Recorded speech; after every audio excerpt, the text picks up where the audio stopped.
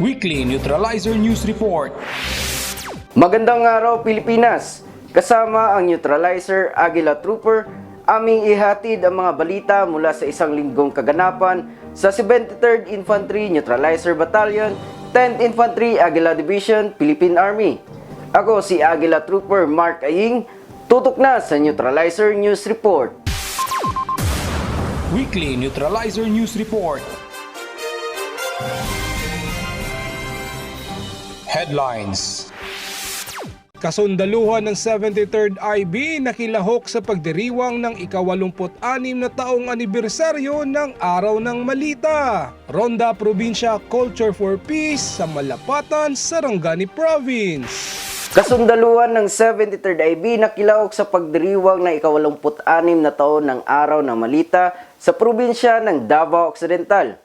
May detalye sa balitang yan si Aguila Trooper Johnson Militado.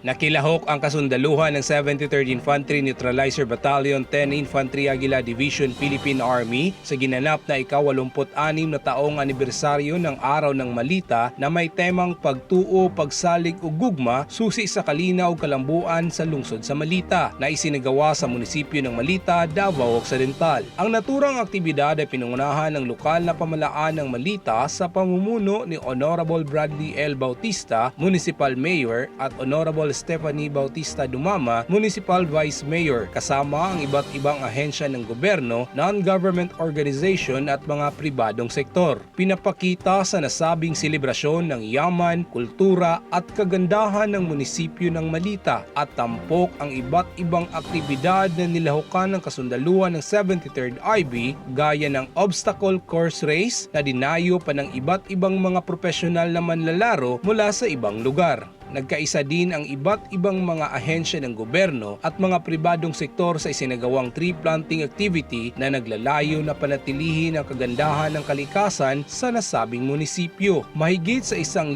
nara seedlings at 200 mahogany ang matagumpay na naitanim ng mga partisipante. Actually, kaning tree planting activities, ginahimo din siya yearly sa LGU. Usa sa atong mga activities sa Araw ng Malita. Mahimo kini usa ka mabungahon o progresibo nga activity o mudagko kani siya o makatabang kini siya sa atong mga sa ato. Naging matagumpay at masaya ang pagdiriwang ng 86 Araw ng Malita na dinaluhan ng libu-libong mga Malitanyo sa mga palaro, programa at kasiyahan tuwing gabi. Sinisiguro naman ng kasundaluhan ng 73rd IB ang patuloy na pakikipagtulungan sa lahat ng mga peace building efforts at inisyatiba tungo sa kapayapaan at kaunlaran. Kuyog tapermi sa tanang panahon, sa bisang unsang panahon.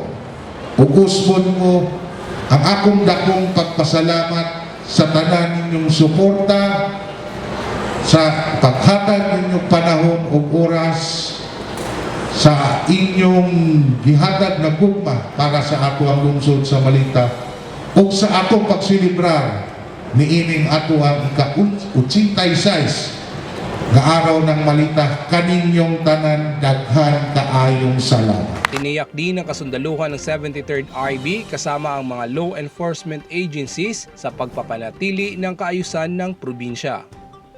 Ang kasundaluhan ng 73rd IB ay lubos na sumusuporta sa mga programa at aktibidad ng ating gobyerno para sa kaayusan tungo sa maunlad na pamayanan.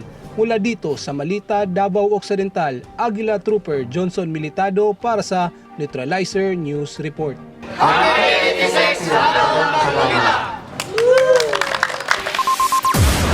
Weekly Neutralizer News Report.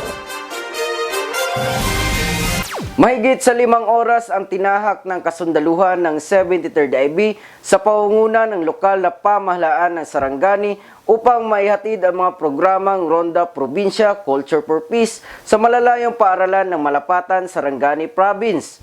May detalye sa balitang yan si Aguila Trooper J. Garcinila.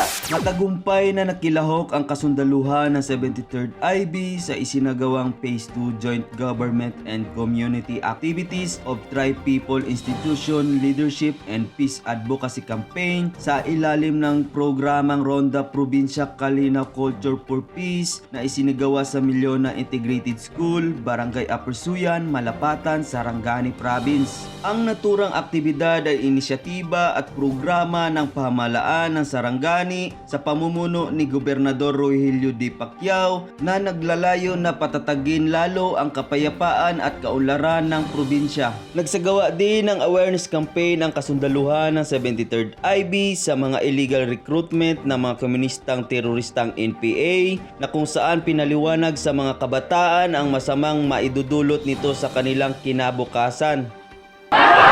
Ibagsak ang komunista! Samantala naman nagkaroon din ng pamamahagi ng food packs, feeding program, pamamahagi ng mga laruan at fun games. Naging masaya at aktibo naman ang mga kabataan at mga guro na nasabing programa. Asmin Mental Yatoy na nagapasalamat kami sa Ronda Probinsya na nag-lecture about culture of peace. Nagapasalamat kami sa mga kasundaluhan na nag-conduct of lecture of awareness sa teroristang NPA. Pagpapasalamat sa Province of Sarangani and sa 73rd Infantry Battalion sa paggandak sa seminar about culture of peace and recruitment awareness. So kami kapasalamat sa inyong initiative para sa kabataan sa Upper Suyan. Ako po gahangyo nga padayon ninyong pagsuporta sa kabataan sa Upper Suyan. Daghang salamat. Hindi inalintana ng mga kasundaluhan ng 73rd IB ang hirap at layo ng lugar para lamang maipaabot at makabigay ng suporta sa mga programa ng ating gobyerno sa pagpapanatili ng kahusayan tungo sa maunlad na pamayanan. Mula dito sa munisipyo ng Malapatan, probinsya ng Sarangani, Aguila Trooper J. Garcinila para sa Neutralizer News Report. Weekly Neutralizer News Report.